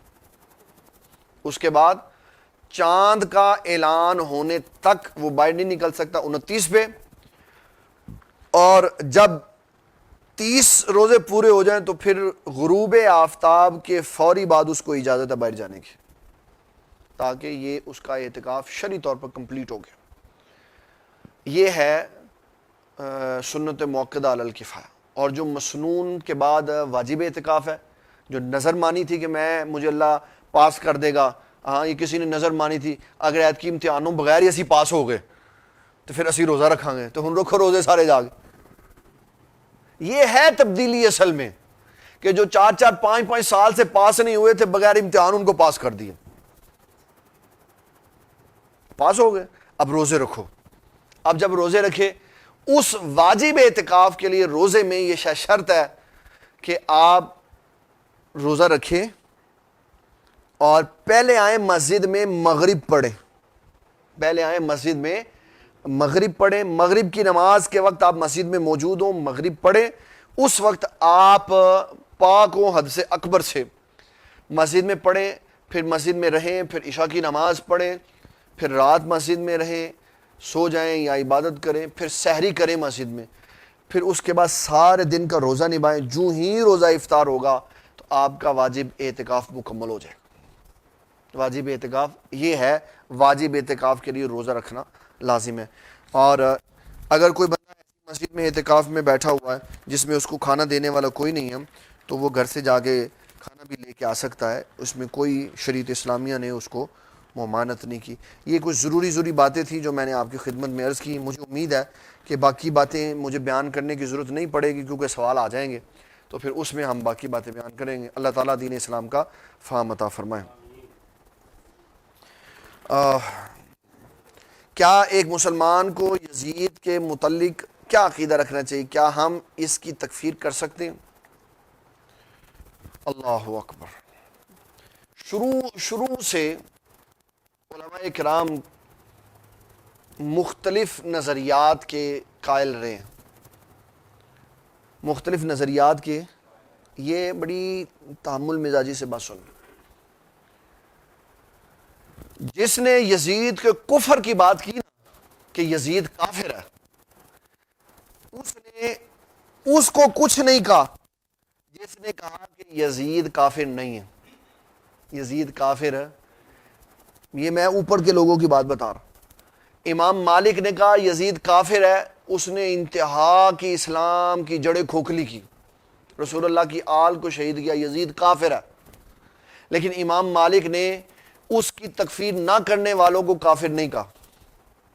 جس نے یزید کی تکفیر نہیں نہ کی، امام مالک نے اس کو کافر نہیں کہا۔ جنہوں نے اس کی تکفیر نہیں کی انہوں نے کہا کلمہ پڑھا ہوا بندہ بڑے سے بڑا جرم کر لے، شرک نہ کرے، اس کے اوپر کفر ثابت نہیں ہوتا، کفر ثابت نہیں ہوتا۔ یہ دو بڑے اقوال شروع سے چلتے آئے ہیں۔ جس طرح حضرت سرکار کائنات صلی اللہ علیہ وسلم کے چچا ابو طالب کے ایمان کے بارے میں شروع سے اقوال چلتے آئے ہیں نا، لیکن کسی نے جس نے کہا وہ مومن ہے اور جس نے مومن نہ کہا اس نے ان مومن نہ کہنے والوں کو کافر نہیں کہا، تو جس نے کہا وہ کافر ہے اس نے مومن کہنے والوں کو کچھ نہیں کہا، اس نے کہا تمہارے پاس اپنے دلائل ہے، میرے پاس اپنے دلائل ہے۔ اسی طرح یزید کے کفر کے بارے میں بھی یہ شروع سے عقیدہ چلا آ رہا ہے کہ یزید امام مالک کے نزدیک کافر ہے کیونکہ اس نے کوئی کام نہیں ایسا چھوڑا جو کافروں والا نہ کیا۔ اور جنہوں نے اس کو کافر نہیں کہا انہوں نے کہا کافر اس لیے نہیں کہا کہ کلمہ کفر اس سے ہمیں نہیں ملا، لیکن دنیا کا سب سے بڑا مجرم، فاسق و فاجر، بے دین، ملحد، حرام کاری کرنے والا، اور جتنے دنیا کے بڑے گناہ تھے وہ اس کے اندر موجود تھے۔ ان اماموں میں سے کسی بھی امام نے یزید کو شریف النفس نہیں کہا۔ شریف النفس ذلیل ہی کہا ہے، ملعون ہی کہا ہے، بے دین ہی کہا ہے، قاتل ہی کہا ہے، فاسق و فاجر ہی کہا ہے، اچھا آدمی کسی نے نہیں کہا۔ اور اس میں سب سے جو ہمارے لیے سمجھنے کی بات ہے وہ یہ ہے کہ اگر ہم یزید کو مسلمان مانیں تو ہمارے ایمان کو کوئی فرق نہیں پڑتا، اور اگر ہم یزید کو کافر مانیں تو ہمارے ایمان کو کوئی فرق نہیں پڑتا، کیونکہ یہ ضروریات ایمان میں سے نہیں ہے۔ لیکن اہل بیت کے ساتھ اس نے جو سلوک کیا اس وجہ سے اس کے ساتھ کافروں سے بڑھ کر نفرت ہونی چاہیے۔ کیوں؟ اس نے کافروں نے ایسا کام نہیں کیا جو اس نے کیا، کافروں نے ایسا کام نہیں کیا، کسی کافر کی ضرورت نہیں ہوئی آل رسول کے گلے پہ چھری چلانے کی، اس نے چلائی۔ کافروں سے برا سمجھنا چاہیے اس کو کہ وہ خبیث ترین انسان، یہ وہ کیا ہے؟ خبیث ترین۔ بلکہ آج کے جو لوگ یزید کے حمایتی ہیں نا، ان کے بڑوں نے بھی یزید کو ملعون کہا ہوا، یزید کو ملعون کا۔ اور جو آج حدیثیں اٹھا کے لیتے ہیں کہ بخاری نے لکھا مغفور اللہم، مغفور اللہم کا مطلب یہ ہوتا ہے کہ مغفور لہم کا اطلاق اس کے اوپر ہوتا ہے جو حالت ایمان میں اور نیکی کے ساتھ دنیا پہ جائے، اور مغفور لہم وارد ہونے سے پہلے پہلے گناہ معاف ہوتے ہیں، بعد والے گناہ معاف نہیں ہوتے۔ اور ابو بکر غزنوی اہل حدیث مکتب فکر کے علامہ ہیں، جنہوں نے قربت کی راہیں کتاب لکھی، اس میں انہوں نے لکھا للہیت کی موت اور ایمان کی جان کنی کا عالم ہے کہ عین ممبر رسول پہ کھڑے ہو کر تم اس یزید کا ذکر کرتے ہو اور امام حسین جو جگر گوشہ بطول ہیں ان کی اہانت کرتے ہو، اور سب سے بڑی اس نے پتہ کیا بات کی، اس نے کہا کہ جس ممبر پہ کھڑے ہو یہ ممبر بھی انہی کا ہے، اسی ممبر پہ کھڑے ہو کہ تم امام حسین کی تذلیل کرتے ہو اور کوئی جگہ نہیں تمہیں ملی، یہ تو ممبر امام حسین کے نانا جی کا ہے، جاؤ کسی اور جگہ چوراہے پہ کھڑے ہو کے ان کی بات کرو۔ تو یزید کے بارے میں ہمیشہ سخت موقف رکھنا چاہیے کہ یزید دنیا کا سب سے بڑا ملعون ہے۔ وراثت وصیت کے متعلق کن چیزوں کی احتیاط رکھنا ضروری ہے، وضاحت فرمائیں۔ وراثت اور وصیت دو علیحدہ علیحدہ ٹاپک ہیں۔ اگر آپ نے اپنی جائیداد اور اپنی ریلیونٹ چیزوں کو کسی اور کی ملکیت میں دینے کی وصیت کرنی ہے، کسی اور کی ملکیت دینے کی وصیت کرنی ہے، یاد رکھیں جائیداد کی تقسیم کاری میں آپ کسی ایسے شخص کے لیے کوئی وصیت نہیں کر سکتے جس کو اللہ تعالیٰ نے خود ذاتی طور پہ کوئی حصہ دیا ہوا ہے، اس کے لیے کوئی وصیت نہیں ہو سکتی۔ یہ کہنا کہ جناب میرے پاس 10 گاڑیاں ہیں تو 8 گاڑیاں میرے فلاں بیٹے کو دے دینا اور 2 فلاں کو دے دینا، یہ وصیت بالکل ناجائز ہے، اسلام اس کو نہیں مانتا۔ کیوں؟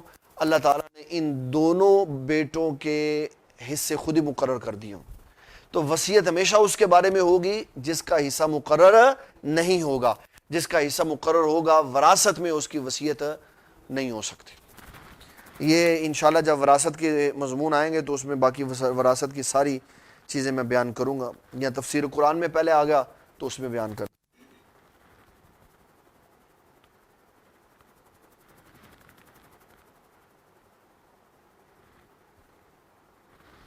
4 رکعت پڑھنی تھی، 2 رکعت کے بعد سلام پھیر دیا، سلام پھیرنے کے بعد یاد آیا نماز دوبارہ شروع کر دیں یا سجدہ صاف کرنے سے نماز ہو جائے گی، یعنی بقیہ 2 رکعتیں پڑھنے۔ جی افتخار بھائی، آپ اگر آپ نے انسانی کلام نہیں بیچ میں کیا اور سلام پھیرنے کے بعد آپ بیٹھ گئے ہیں دونوں طرف، پھر آپ کو یاد آیا اوہ میں نے تو 4 پڑھنی تھی، تو آپ تیسری رکعت کے لیے کھڑے ہو جائیں، پھر تیسری پڑھ لیں، پھر چوتھی پڑھ لیں، پھر 4 پڑھنے کے بعد سجدہ صاف کر کے ایک طرف سلام سجدے کریں، پھر دوبارہ قاعدہ پہ بیٹھیں، پھر تشہد پڑھیں، پھر درود شریف پڑھیں، پھر دعا پڑھیں، پھر سلام پھیر دیں، آپ کی نماز ہو جائے گی۔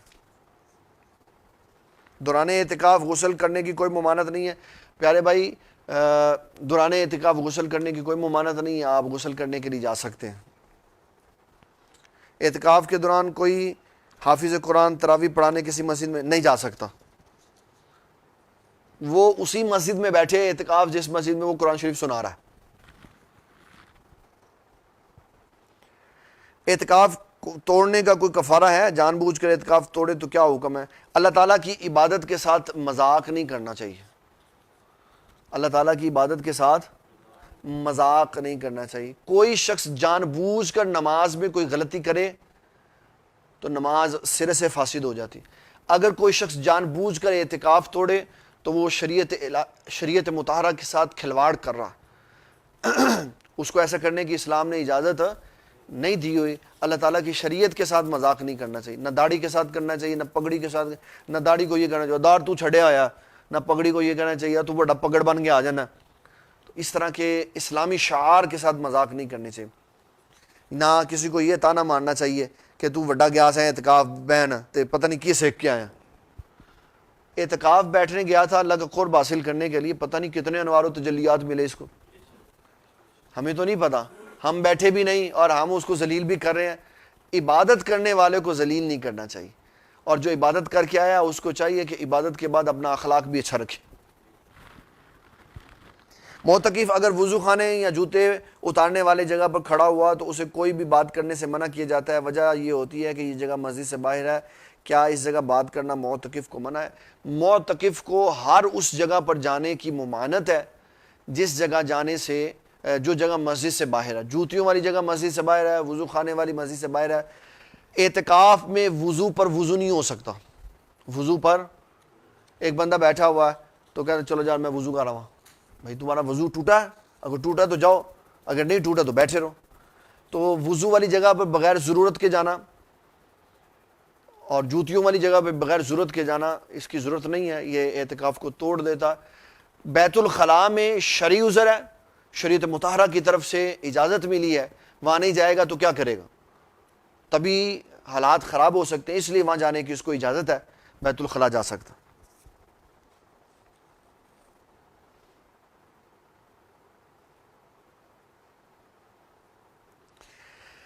پاؤں دھونے سے انگلیوں کے درمیان کی جگہ گل جانے سے تکلیف ہوتی ہے، کیا وضو کرتے وقت پاؤں دھونے کی بجائے صرف پاؤں کا مسح نہیں کیا جا سکتا؟ دوائی لگائیں، آپ کے جہاں زخم ہے اس کو دوائی کا لیپ کر لیں، وہاں پہ جب وضو کریں تو اس دوائی کے اوپر سے پانی گزار لیں، نیچے والی سطح نہیں دھوئیں گے تو آپ کا وضو ٹھیک ہو جائے گا، لیکن مسح کرنے کی اجازت نہیں ہے۔ اگر کسی مجبوری کی وجہ سے اعتکاف ختم کرنا پڑے تو اگلے سال اعتکاف واجب ہوگا؟ اعتکاف واجب ہوگا اگلے سال نہیں، پورے سال میں کسی بھی دن ایک دن کا اعتکاف کر لیں گے تو وہ اعتکاف واجب پورا ہو جائے گا۔ رمضان المبارک میں ایک معتکف سخت بیمار ہو جائے، اگلے دن کا روزہ چھوڑ دیا، کیا اس کی سنت اعتکاف پر کوئی بالکل ختم ہو گیا اعتکاف؟ اس کا روزہ لازم ہے۔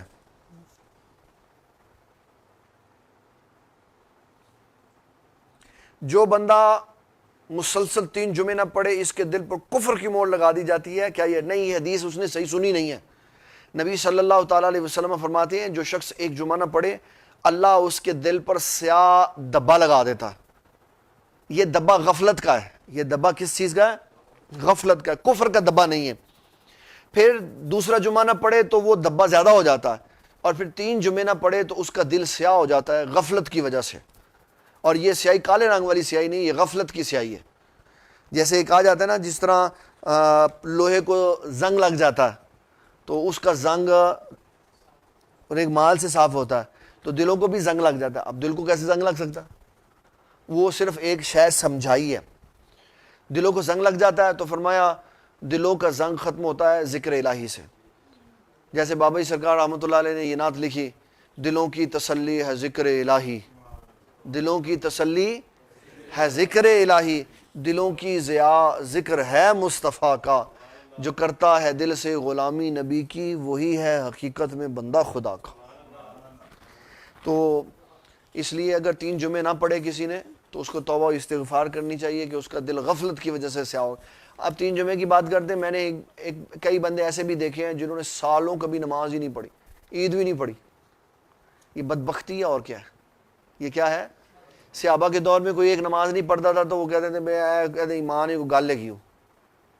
ایک بندہ نماز توڑ کے چلا گیا تو کہا حضور یہ نماز جماعت توڑ کے چلا گیا، پوچھا تو کہا سرکار میں کمزور تھکا ہوا تھا، انہیں لمبی نماز پڑھا دیتا توڑ دیتے۔ وہ تو نماز توڑنے میں بھی جھجک محسوس کرتے تھے کہ اس نے نماز کیوں توڑ دی ہے، پڑھی کیوں نہیں پوری۔ اس لیے یہ ذہن میں رکھیں کہ اعتکاف ایک عبادت ہے، اور یہ وہ عبادت ہے نبی صلی اللہ علیہ وسلم کی جو آپ نے ساری زندگی کی، 10 دن بھی، 20 دن بھی، 30 دن بھی، پہلے عشرے میں بھی، دوسرے عشرے میں بھی، تیسرے عشرے میں بھی، شوال المکرم کے پہلے عشرے میں بھی، اور پھر جو دوسرے سے تیسرے عشرے میں آپ کنورٹ ہوئے وہاں سے آگے چلے گئے، اعتکاف کو 20 دن کا کر دیا، اس میں لیلۃ القدر کی تلاش کے لیے۔ تو انشاءاللہ ہم اسی ویک کے اندر لیلۃ القدر کا بھی ایک ٹاپک کریں گے، جس دن ہمیں موقع مل گیا۔ 2-3 ٹاپک ہمارے پینڈنگ پڑے ہوئے ہیں، وہ جیسے ہی آئیں گے ہمیں موقع ملے گا ہم اس کے اوپر بات کریں گے، تاکہ لوگوں کو پتہ چلے کہ لیلۃ القدر کیا ہے۔ کیونکہ دین کے جو دھوکے باز فراڈی مولوی ہے نا، فراڈی ہے، مولوی تو نہیں ان کو کہہ سکتے کیونکہ وہ تو مولوی ہمیں کہتے ہیں، فراڈی ہے، وہ اس طرح کی گفتگو کرتے ہیں کہ جی انہوں نے پتہ نہیں گا، یہ نہیں پتہ، وہ فلاں نہیں پتہ، فلاں نہیں پتہ۔ اللہ کے فضل و کرم سے ہمیں ہر شے پتہ ہے، اور ہم جانتے ہیں کہ اسلام کس طرح پھیلا ہے اور نبی صلی اللہ علیہ وسلم نے اس کو کس طرح پھیلایا، اور اس کے باوجود ہم حضور پاک کا ذکر انتہائی ادب و احترام سے کرتے ہیں۔ ہم کبھی جرت نہیں کرتے، ہم تو یہ بھی نہیں کہتے کہ حضور پاک کی چادر مبارک کبھی میلی ہوئی تھی۔ ہم تو اتنا خیال رکھتے ہیں کہ ہم ادب والے لوگوں کے مرید ہیں، ہمارے جو بزرگ ہیں حضرت قاضی ایاز مالکی رحمۃ اللہ علیہ، وہ فرماتے ہیں حضور پاک صلی اللہ علیہ وسلم کو گھیا پسند ہے. کیا پسند ہے؟ گھیا. اور جو شخص کسی کی ٹنڈ ہوئی ہوئی دیکھے اور اس کو یہ کہے تو کہ ورگا سر کڈیا، اور اس میں اس کا ارادہ اہانت سرکار کائنات کا ہو، تو فرمایا وہ قابل تعزیر اور سزا ہے. گھیے کی توہین کرنے پر، گھیے کی،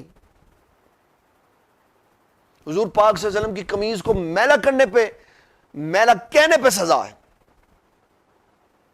یہ اس لیے سزائیں ہیں کہ کوئی حضور صلی اللہ تعالی علیہ وسلم کی طرف انگلی نہ اٹھائے. اگر حاکموں نے یہ سارا کچھ پڑھا ہوتا آکسفورڈ کی یونیورسٹیوں میں، تو ان کو پتہ چلتا اسلام نام کس چیز کا ہے. انہوں نے تو وہاں عیاشی پڑھی اور بے دینی پڑھی، اسلام تو پڑھا ہی نہیں. کسی بھی حاکم نے اسلام نہیں پڑھا ہوا پاکستان کی. کوئی کسی بھی کرسی پہ بیٹھا ہوا اس کو کیا پتا اسلام کس چیز کا نام. اسلام تب آتا ہے جب اسلام پڑھا جاتا. نبی صلی اللہ تعالی علیہ وسلم کے صحابہ نے انتہائی ادب و احترام سے حضور کے ساتھ زندگی گزاری. حضرت عمر بن خطاب سسر تھے. کون تھے؟ سسر تھے. تو آپ اپنے داماد حضور صلی اللہ علیہ وسلم کے گھر کے دروازے کو اپنی انگلیوں کے پوروں سے کھٹکھٹایا کرتے تھے. یہ ادب کی انتہا تھی. اور جب مدینۃ المنورہ میں مسجد نبوی شریف میں حضرت سیدنا عمر بن خطاب رضی اللہ تعالیٰ عنہ ہوتے، کوئی شخص دور ہوتا اور اس سے آپ کو کام ہوتا، آپ اس کو آواز نہ دیتے، حالانکہ آپ حاکم تھے، اس کے پیچھے چل پڑتے. وہ مسجد سے نکل جاتا، دور مدینے کی کسی گلی میں چلا جاتا، حضرت عمر بن خطاب اس کے پیچھے چلتے رہتے. پھر جہاں اس کو ملتے، جہاں اس کو پا لیتے، اس کو کہتے تجھے میں نے یہ کام کہنا تھا. کہنا سرکار تے مسجد کیوں نہیں کیا؟ فرمایا وہاں مجھے آواز دینی پڑنی تھی تو میری آواز اونچی ہونی تھی، تو میں نے اس لیے آواز بلند نہیں کی کہ اللہ ناراض نہ ہو جائے. اتنا انہوں نے ادب کیا. تسی کیڑے ملک کی چوں آئے ہو بے دینو، تانوں کی پتہ ہوئے صحابہ نے حضور پاک دا ادب کیویں کیتا؟ باتیں کرتے ہو تم، اور تم حضور کے لیے کتنے غلیظ لفظ بولتے ہو. تمہارے دماغوں کے اندر بھوسا بھرا ہوا. اگر ایمان اور عشق مصطفیٰ ہوتا تو تم ایسی باتیں نہ کہتے. نبی صلی اللہ تعالی علیہ وسلم کے لیے ہمیشہ خوبصورت جملے استعمال کرنے چاہیے. کون سے جملے؟ میرے ابا جی وہ اتنے اس بارے میں شدت پسند تھے، اتنے شدت پسند تھے کہ ان کی نگاہ سے وہ عالم اور مفتی گر جاتا تھا جو حضور پاک صلی اللہ علیہ وسلم کے بارے میں غیر معمولی لفظ بولتا تھا. ایک مفتی عالم، اس نے بڑی ڈگریاں لی ہوئی تھی، مفتی بھی تھا اور اسکول لیول پہ بھی. میں اپنے والد گرامی رحمۃ اللہ علیہ کے ساتھ بائیں طرف بیٹھا ہوا تھا، تو اس نے کہا حضور صلی اللہ علیہ وسلم نے فلانی جگہ گدھے پہ سواری کی. کہ کہنے لگے لے اے ایڈا علم علائی بھائی، اگر تو یہ بتائے گا حضور صلی اللہ علیہ وسلم نے گدھے پہ سواری کی، تو جو پراڈو پہ بیٹھا ہوا اس کے دل میں حضور صلی اللہ علیہ وسلم کی عظمت کیسے پیدا ہوگی؟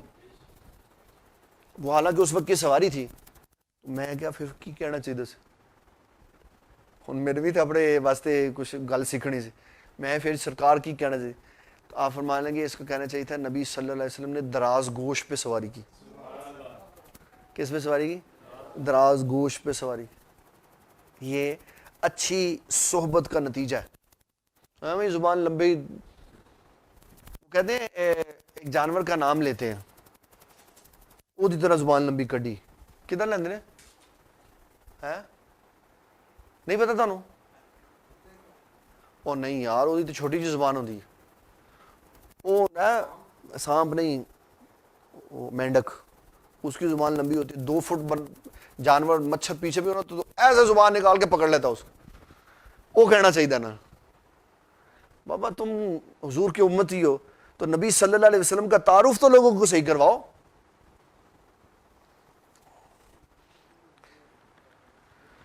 اللہ اکبر، اللہ اکبر. کچھ لوگ کہتے ہیں کہ بعض لوگ ختم نبوت کے منکر ہیں، یہ حضور صلی اللہ علیہ وسلم کو آدم علیہ السلام سے پہلے نبی مانتے ہیں، جبکہ حضور صلی اللہ علیہ وسلم آخر میں تشریف لائے. اوئے ہوئے ہوئے. یہ مشکات شریف ہے. میں اس میں سے حدیث نکال لیتا ہوں تو پھر اس کے اوپر بات ہوتی. سوال یہ ہے میرے پیارے بھائی کہ نبی اکرم شفیع معظم صلی اللہ علیہ وسلم، اچھا میں اس کی بیک گراؤنڈ سنا دیتا ہوں آپ کو تاکہ بات سمجھنے میں آسانی ہو. ختم نبوت کے معاملے میں حضور صلی اللہ تعالیٰ علیہ وسلم کے بارے میں یہ عقیدہ رکھنا ہے کہ آقا کریم صلی اللہ تعالیٰ علیہ وسلم سب نبیوں میں سب سے آخر میں آئے. سب نبیوں میں. اب اس بندے نے جس نے یہ سوال کیا ہے اس نے کہا کہ جب تم نبی صلی اللہ تعالیٰ علیہ وسلم کو سب سے پہلا نبی مان رہے ہو، سب سے پہلا نبی مان رہے ہو، تو پھر حضور پاک صلی اللہ علیہ وسلم کے بعد 1,24,000 آئے نا، تو ختم نبوت کدھر گئی؟ ہاں جی، یہ اس نے سوال کیا ہے. انہوں نے جس مکتب فکر کا نام لیا، میں نے اس کا نام نہیں لیا کیونکہ اس کا نام لینا ٹھیک نہیں تھا. میں نے سوال بتا دیا کہ حضور صلی اللہ علیہ وسلم کے بارے میں بعض لوگ یہ کہتے ہیں کہ آدم علیہ السلام سے پہلے ہیں اور حضور کے بعد کوئی نبی نہیں آنا. تو جب آدم علیہ السلام سے پہلے ہیں تو آدم علیہ السلام سے لے کے نیچے تک سب نبی آپ کے بعد آئے، تو ختم نبوت کا انکار ہو گیا. تو پیارے بھائی یہ نبی صلی اللہ علیہ وسلم کی حدیث مبارک ہے جس کو شرح السنہ میں امام بغوی نے لکھا ہے، اور یہ شرح السنہ سند کے اعتبار سے امام بخاری کے لیول کی کتاب ہے. امام بغوی نے وہ احادیث لکھی ہیں کہ جو سند کے اعتبار سے امام بخاری کی شرائط کے اوپر تھی، امام بخاری نے چھوڑ دی تو اکٹھی کر کے امام بغوی نے شرح السنہ بنائی ہے. اس کی شرح السنہ میں لکھا نبی صلی اللہ تعالیٰ علیہ وسلم، اور اس کے علاوہ اور کئی کتابوں میں یہ حدیث موجود ہے کہ آقا کریم صلی اللہ علیہ وسلم نے فرمایا اللہ نے بننے میں مجھے سب سے پہلے بنایا اور بھیجنے میں مجھے سب سے آخر میں بھیجا. حضور بننے میں سب سے پہلے ہیں اور آنے میں سب سے آخر میں ہے. اور ختم نبوت کا بھی معنی یہی ہے کہ حضور دنیا میں سب سے آخر میں تشریف لائے، اور اہل سنت اور سارے مکاتب فکر کے لوگ جو ختم نبوت کے ڈاکو نہیں ہیں وہ یہی کہتے ہیں کہ حضور صلی اللہ علیہ وسلم آنے میں سب سے آخر میں ہے، بننے میں سب سے پہلے. جب آپ کو تخلیق فرمایا اللہ تعالیٰ نے تو اس وقت کسی شے کو تخلیق نہیں فرمایا، سب سے پہلے آپ کے نور کی تخلیق ہوئی، اور پھر جب دنیا میں آئے تو سارے انبیاء کے بعد آئے. تو یہ حدیث واضح طور پہ موجود ہے. میں انشاءاللہ کوشش کروں گا کہ جو میسیجز آتے ہیں ان کے نیچے میں اس حدیث کو آج لگا دوں تاکہ یہ حدیث بھی ہمارے سامنے آ جائے کہ آپ نے فرمایا کہ میں بننے میں سب سے پہلے ہوں اور آنے میں سب سے آخر میں ہوں.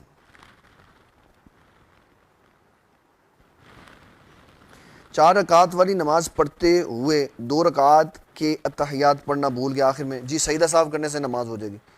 اعتکاف سنت الکفایہ ہے یا واجب ہے؟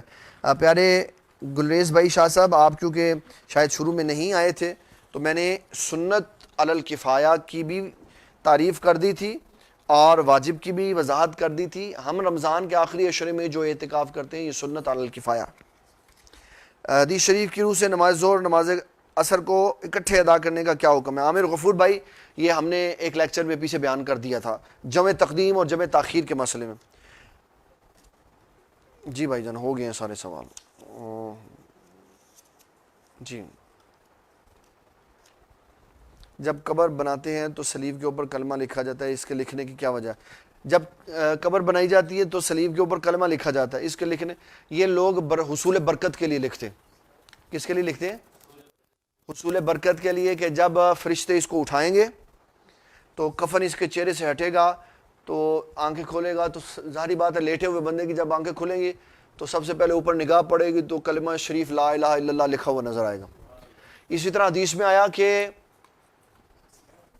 سلیب کے اوپر نہیں، سلیب کے اس والے حصے میں جو اندر جاتی ہے میت کے اوپر ہوتی ہے. عہد نامے کے بارے میں بھی اس میں مضمون آیا حدیث میں کہ بعض لوگ عہد نامہ رکھ دیتے ہیں قبر میں، کوئی حرج نہیں ہے اس میں.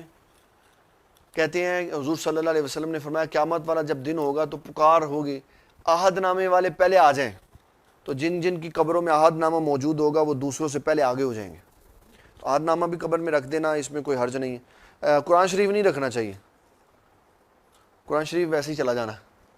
قرآن شریف ویسے ہی چلا جانا. جو قرآن شریف پڑھتا ہے باہر تلاوت کرتا ہے حدیث شریف کے مضمون کے مطابق قرآن شریف روحانی طور پہ اس کے ساتھ چلا جاتا ہے.